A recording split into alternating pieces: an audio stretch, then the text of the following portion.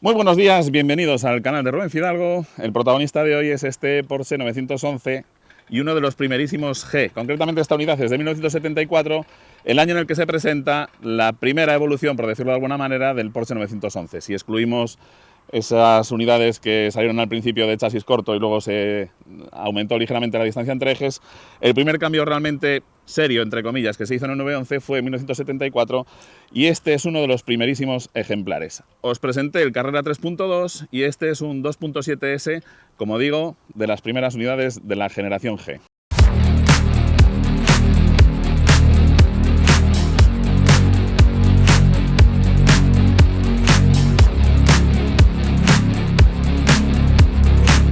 En 1974 el 911 lleva casi una década en el mercado, o sin casi, y las ventas empiezan a caer con bastante preocupación para los alemanes, sobre todo en el mercado americano, que es el más importante para Porsche.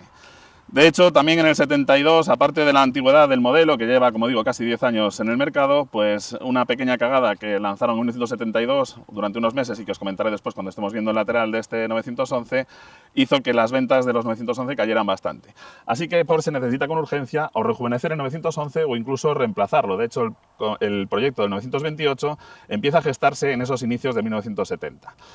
En 1973, finales, ya año modelo 74, se presenta la generación G, cuyo último exponente es el Carrera 3.2, que podéis ver en una prueba anterior, y las primeras versiones estamos hablando de estos 2.7. Tengo una cruzada contra los llantones que tenemos hoy de moda. Fijaos en este coche, era uno de los coches con las mejores prestaciones que había en su momento. Lleva una rueda 225 en 16 pulgadas en perfil 50. Cambios con respecto al Carrera 3.2 que podéis ver en el vídeo.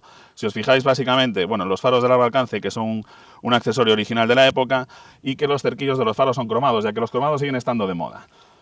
¿Qué hace Porsche para rejuvenecer el 911? Bueno, pues básicamente, como es un fabricante muy pequeño que no puede hacer unos dispendios enormes en un proyecto completamente nuevo, lo que van a hacer es adaptar su 911 a las nuevas normativas estadounidenses que exigen que los faros y los intermitentes delanteros queden más protegidos en caso de impacto. De ahí que surjan estos paragolpes de aluminio con estos fuelles laterales que en algunos mercados incluso llevan unos amortiguadores en los anclajes para proteger más el frontal, como digo, en caso de impacto.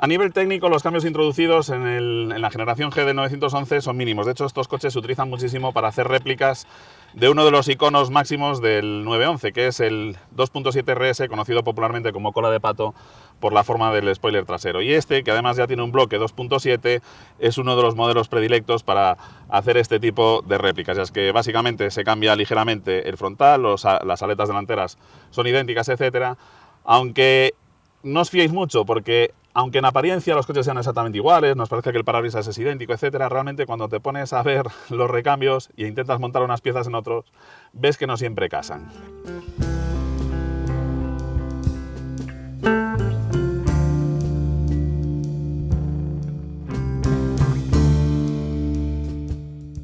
Este ejemplar es muy llamativo y a mí me parece un ejemplo perfecto de ver cómo era un Serie G de los primeros, porque tiene un color súper setentero. En aquellos años se llevaban mucho estos tonos pastel, y este Sahara Beige es uno de esos colores típicos que hoy en día escasean mucho y que se están volviendo a poner de moda.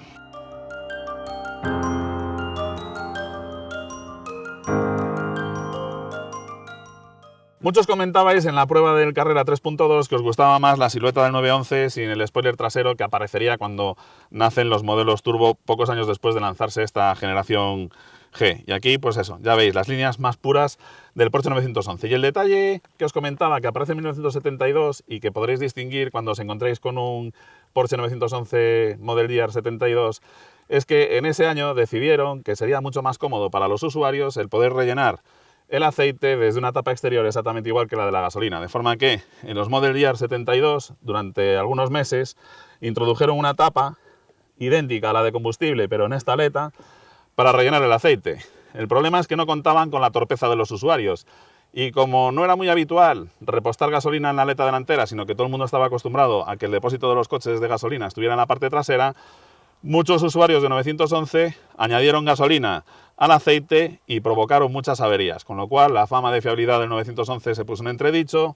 Porsche reaccionó rápidamente y enseguida quitó esa tapa, pero parte del daño ya estaba hecho. En este plano podéis ver lo que os comentaba de los fuelles en los paragolpes y que dan el sobrenombre a este coche, que lo suelen conocer pues eso, por el 911 con los fuelles laterales, y también las llantas Fuchs que no pueden faltar en un 911. Más detalles que diferencian a este G de primera serie del último 3.2 que podíais ver en la otra prueba.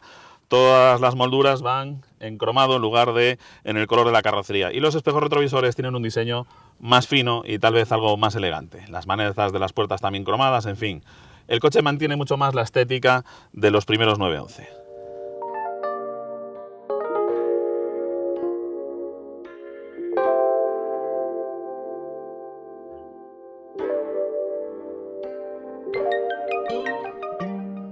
En la vista trasera, bueno, pues lo que os comentaba, a mí me llaman siempre la atención las salidas estas de ventilación para descomprimir el habitáculo cuando cerramos las puertas y esta forma que es inconfundible del diseño de Butz Porsche. El paragolpes en las versiones americanas con los topes que sobresalen más que estos, y otra de las cosas que se introduce como novedad es esta franja que une los dos pilotos traseros y le da pues un aspecto más moderno en su día al 911 y que a mí siempre lo he echado mucho de menos y solamente se ha recuperado en algunas versiones.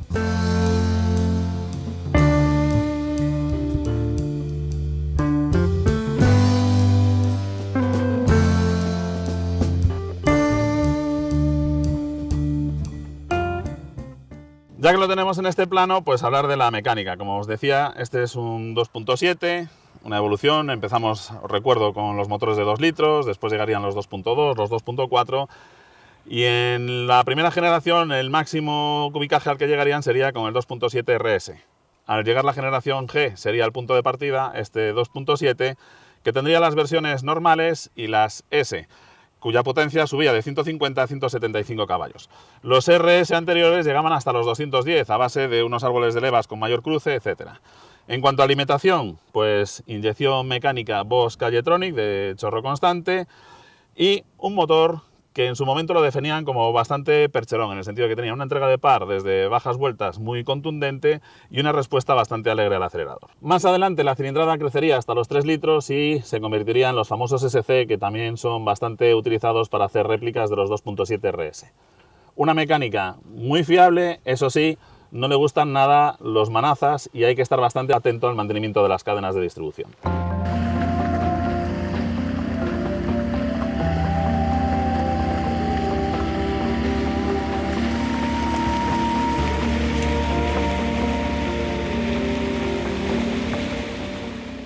Al abrir las puertas de este 911, pues eso, el diseño súper limpio y práctico de los Porsches de la época, con estas gavetas en las puertas, la manivela para las ventanillas, la llave de contacto por la izquierda y este peculiar volante que aparece con estas primeras generaciones del clase G y que recuerda bastante al de algunas versiones del Suzuki Samurai, o mejor dicho, el del Suzuki Samurai recuerda bastante al de este 911 ya que este es anterior. Los asientos ya con el diseño ergonómico que se haría inconfundible y una seña de identidad de los 911 hasta prácticamente la actualidad. Y por supuesto las dos plazas traseras de este 2+2 con estas formas también tan peculiares, aprovechando el hueco que permite el motor colocado por detrás. El cuadro de instrumentos inconfundible también de los 911, estos 5 esferas se harían famosas durante muchas décadas y en la que tenemos pues el reloj horario, el velocímetro, el cuentavueltas protagonizando el centro de la instrumentación, el más importante, temperatura y presión de aceite y por último el nivel de combustible y también el nivel de aceite. Un detalle en el salpicadero que nos permite identificar a estas primeras series de la generación G es que todavía carece de las salidas de aireación que llevan en la parte central los modelos que llegaría creo que a partir del año 78-79 aproximadamente.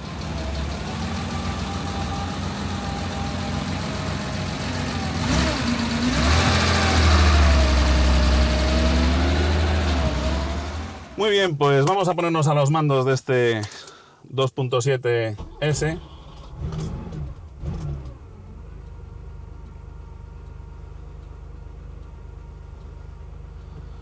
Y vamos a probarlo. A diferencia del 911 Carrera 3.2 que había probado en la anterior prueba, que ya traía la caja de cambios G50, este sigue teniendo la caja de cambios más clásica, que no tiene muy buena fama, pero bueno, es una fama un poco inmerecida. En cierto modo, el mayor problema y por el que tiene mala fama esas cajas de cambios es porque suelen ser coches que tienen ya muchos años, muchos kilómetros y no están bien mantenidas. Pero si las tenemos al día en cuanto a, sobre todo la timonería, con los cardans, con los Silent Blocks en su sitio, todos los casquillitos bien, es una caja de cambios que no funciona nada mal. Por lo demás, el 911 de la generación G, este 74, es básicamente como sus predecesores: suspensión por barras de torsión en el eje delantero, suspensión por barras de torsión en el eje trasero, frenos de disco en las 4 ruedas. En fin, la evolución técnica estaba principalmente en la cilindrada del motor y también en la estética, principalmente pues eso, para cumplir con las nuevas normativas estadounidenses en materia de seguridad, sobre todo pasiva. Son coches, lamentablemente estos modelos del 74 todavía no tienen la carrocería cincada, con lo cual siguen siendo carne de cañón de la corrosión. Encontrar un coche como este ejemplar, completamente original y que no tenga óxidos, es pues un unicornio básicamente, ya que, como digo, hasta el año 75 no empezarían a tratar con zinc las carrocerías, precisamente provocado por las quejas de los clientes de problemas de corrosión en los 911. El problema de las carrocerías de zinc, bueno, pues que como el coche haya llevado un golpe y le hayan reparado arrimándole el soplete y haya perdido ese recubrimiento de zinc, pues el óxido trabaja incluso con más ferocidad que si no lo tuviera, de forma que la carrocería de zinc no es una garantía de que el coche esté impecable. Lo más bonito de conducir un 911, sin lugar a dudas, es escuchar el boxer de 6 cilindros detrás de las orejas. También la vista que tienes desde el parabrisas, con las aletas, con las troneras para los faros. La verdad es que la vista es muy muy bonita. Y por supuesto el cuadro de instrumentos, aunque a mí me tapa el velocímetro entre los 150 y los 200 km por hora, pero bueno, por lo menos lo más importante, que es la presión y el nivel de aceite y la temperatura del aceite, sí que los tengo bien controlados y a la vista. Es un coche de conducción absolutamente pura, no tenemos prácticamente ni servofreno, todo lo que hagamos es culpa nuestra, así que es un coche que hay que saber conducirlo, ¿de acuerdo? Ya os comentaba en la prueba del 3.2 que sobre todo lo importante es retrasar bastante la frenada en las curvas para entrar con un poquito de peso en el morro y que así el morro no provoque demasiado subviraje, y tener disciplina con el acelerador a la hora de acelerar, pues cuando ya tenemos que empezar a abrir el giro, porque si no lo que vamos a hacer es dejar el morro sin adherencia de ningún tipo y que las ruedas directrices no dirijan el coche.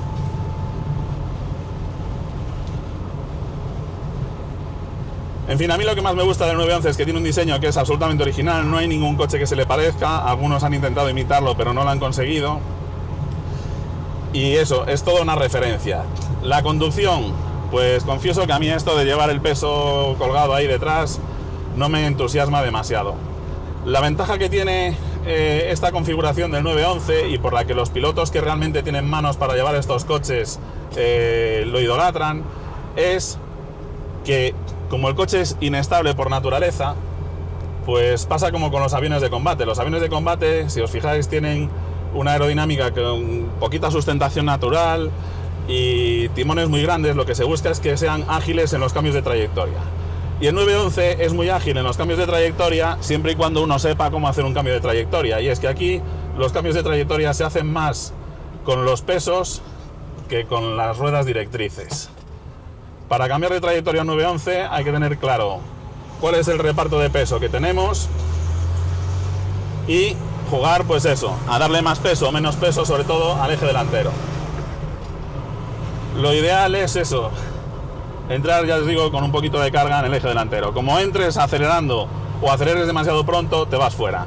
Y lo que suele suceder con estos coches es que, como cuando empiezas a ver el árbol que te vas a dar contra él, te acojonas, dejas de dar gas y tocas el freno y pasas de subvirar, has metido mucha dirección porque no gira, meto más volante, freno y piso el freno con la dirección completamente girada, y en ese instante sí que le doy adherencia al eje delantero y ahora encima se la quito al trasero, que tiene ahí un péndulo de narices, con lo cual pasamos de subvirar a sobrevirar de forma muy brusca. Eso es lo que gusta realmente a los pilotos en este coche, que son coches que puedes hacerlo subvirar, que prácticamente una curva de radio variable, tú varías la trayectoria del coche solamente con el acelerador y con el freno sin tener que tocar el volante. Pero como digo, para eso hay que ser un verdadero virtuoso.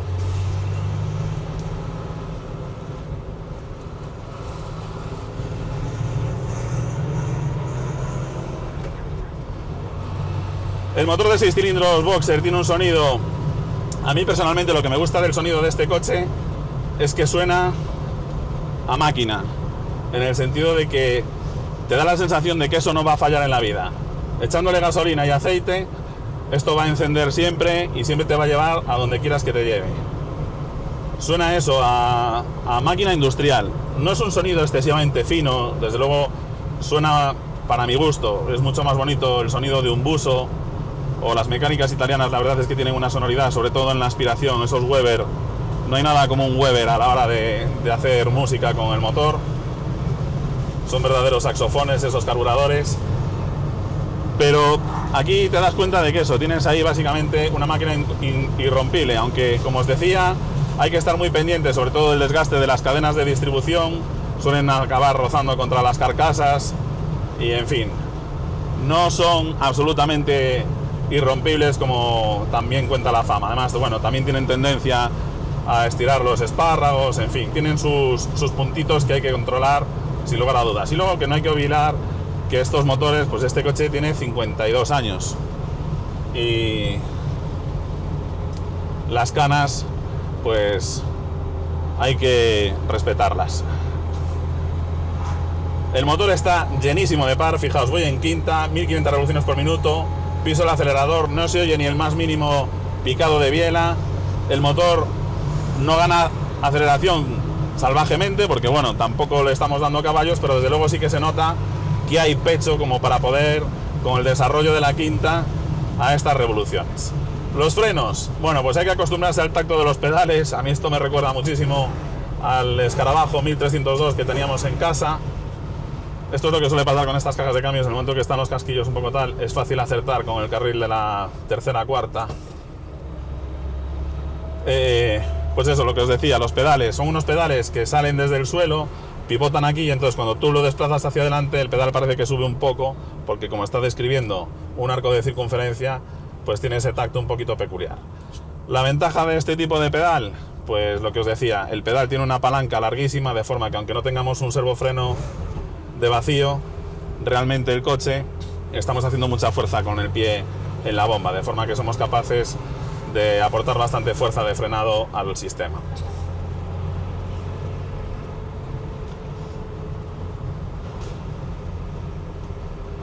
En fin, el 911 muchas veces he comentado que me parece uno de los coches más sobrevalorados por la afición. Entiendo que es un coche que por toda la publicidad, todo ese aura que hay alrededor del 911, pues lo ha mitificado bastante. Es un muy buen coche, excelente. Esa peculiaridad en la conducción que para la gente que realmente tiene buenas dotes de conductor le puede sacar partido, pero os garantizo que el 99,9% de los conductores que conozco no son capaces de extraer ni el 70% de lo que el 911 es capaz de dar. Os recomiendo que veáis un vídeo de un 911 clásico en el circuito de Spa-Francorchamps, que el tío es una auténtica delicia y un malabarista del volante. De hecho, sorprende porque no hay ni una sola curva que la trace con el volante girado hacia el lado, hacia el que es la curva. Va constantemente contravolanteando.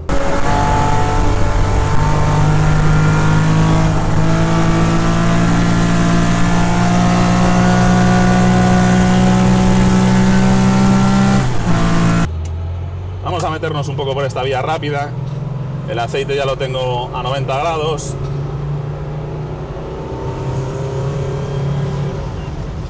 Es una delicia, en el entorno de las 4.000 revoluciones por minuto es una delicia el sonido de este motor.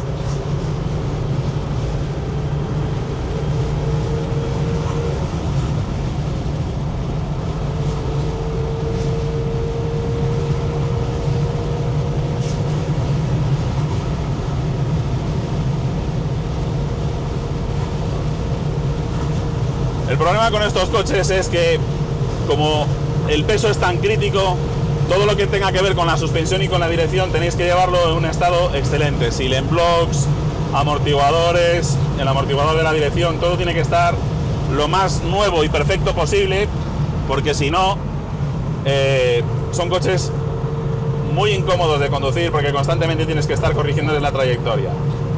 Mucho ojo los días como hoy, ha llovido hace unas horas, está el asfalto, hay zonas secas y zonas húmedas, y eso es lo que realmente es muy peligroso con estos coches. Cuando pasas de una zona con un nivel de adherencia a una zona con otro nivel de adherencia, las reacciones son poco predecibles. Los frenos son buenos, aunque es cierto que los frenos realmente buenos en los 911 llegaron con los 964. Al principio no tenían malos frenos, pero tampoco eran lo formidables que llegaron a ser. De hecho, probablemente Porsche sea una de las marcas con los mejores frenos del mundo desde hace unos años, pero los primeros tenían también sus peculiaridades.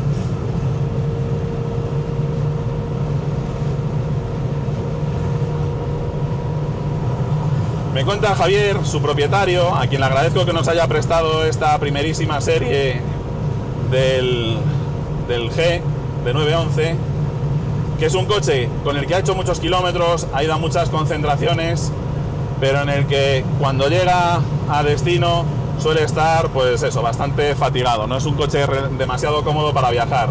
Por supuesto, falta el aire acondicionado. Además, esta unidad, como os comentaba, todavía no tiene las salidas de aireación en el centro del salpicadero, con lo cual, pues bueno, no es tan confortable como los modelos posteriores. En fin, diferencias con el 3.2 que probé anteriormente. Bueno, pues el 3.2 se nota claramente más potente que este, la caja G50 es más precisa de accionamiento, el sonido es muy similar, la estética de interior es también muy similar, el volante este de 3 radios que también lo llevaron los 924 y los primeros 944 también es un símbolo del diseño de los 911 de esta época, y como digo, me llamaba la atención porque algunas versiones de los Suzuki Samurai y de los Suzuki Santana llevaban un volante muy parecido a este.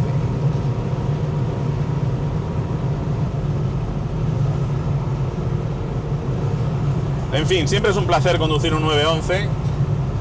Es un coche en el que se notan los años, se nota claramente que este es un coche diseñado en los años 60, pues eso, por la dureza del pedal del freno. No tenemos dirección asistida, aunque bueno, como el motor va detrás, tampoco tenemos demasiado peso en el eje delantero. Y no es demasiado dura. Además, todavía no tiene unos rodillos exagerados, con lo cual, pues como digo, la dirección es bastante agradable de llevar.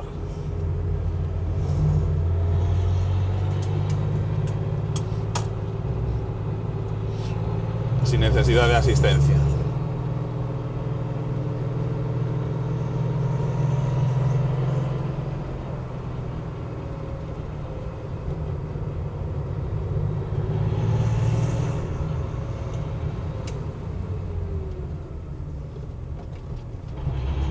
Vaya, justo tenemos un Panamera delante.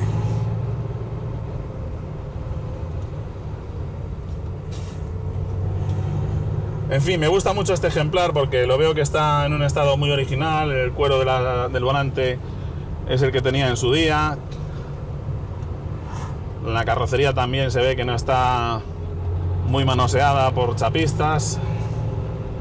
La mecánica, en fin, es un coche, un perfecto ejemplo de cómo era este coche, pues eso, en 1974, que no tiene nada que ver con los 911 actuales, aunque sí que es cierto que en Porsche sí que han sabido conservar las líneas maestras del diseño de Buzzi Porsche, que se han convertido en todo un símbolo y una referencia para los amantes de los coches deportivos.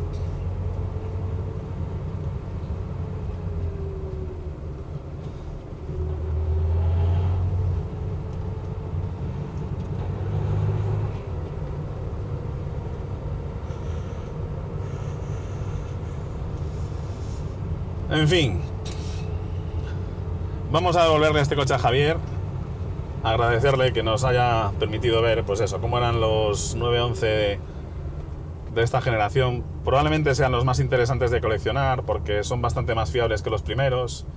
Siguen siendo sencillos de mantener. Luego, con la llegada del 964, la cosa se complicó bastante. El 964 es un coche que tiene una distribución que es necesario hacer ajuste de válvulas cada 20.000 kilómetros. Lleva un sistema de encendido con doble bujía y casi nadie cambia las 12 bujías. De hecho, muchos 964 que se quejan de problemas de tirones y de una mala respuesta del motor, el motivo es que han cambiado las bujías que están más accesibles, pero las bujías que están más inaccesibles y que exigen que o quites los colectores de escape o descuelgues el motor no se las han cambiado y por eso tienen un montón de problemas de encendido. Como digo, el 964 es un coche que mejoró una barbaridad, pero su mantenimiento pues es más caro y complicado que el de estas generaciones. A nivel de comportamiento mejoró una barbaridad, principalmente gracias a las suspensiones de muelles en lugar de las de barras de torsión. Y es que aquí, como digo, básicamente lo que estás conduciendo es un 356 mejorado. Un coche, pues eso, con un diseño de los años 40.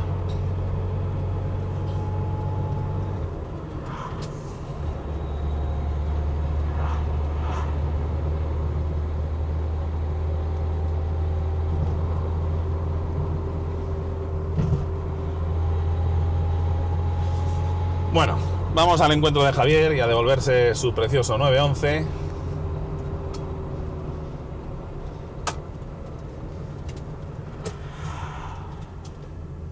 Y a ver qué es lo que más le gusta de su coche y, por supuesto, lo que menos. Vamos allá.